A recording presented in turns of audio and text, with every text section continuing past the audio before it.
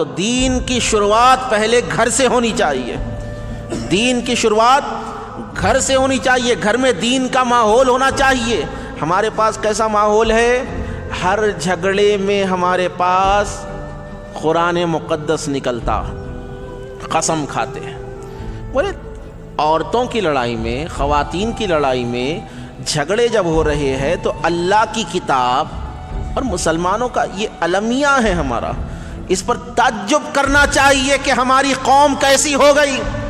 وہ کتاب جو کافروں کو اسلام میں داخل کرتی ہے، وہ کتاب جو عام لوگوں کو تقویٰ دکھاتی ہے، وہ کتاب جو گمراہ لوگوں کو صراط مستقیم کا راستہ چلاتی ہے، وہ کتاب جس کا حرف حرف پڑھنا عبادت ہے، وہ کتاب آج ہمارے پاس دو ہی موقعوں پر نکل رہی ہے، یا میت میں پڑھنے کے لیے نکلتی ہے یا لڑائی میں قسم کھانے کے لیے نکلتی ہے. اپنے سینے پر ہاتھ رکھ کر کہو کتنے آدمی یہاں پر ایسے بیٹھے ہوئے ہیں جو روزانہ قرآن مقدس پڑھ رہے ہیں.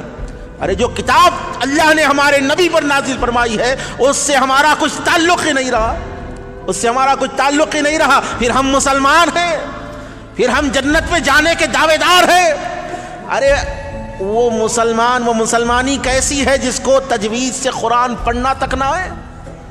تجوید سے تم قرآن تک نہیں پڑھ سکتے، تم کیسے مسلمان ہو؟ تو قرآن مقدس کا حال یہ ہو گیا کہ لڑائی جھگڑوں میں جو ہے، ساس بہو کے جھگڑوں میں قرآن نکل جاتا.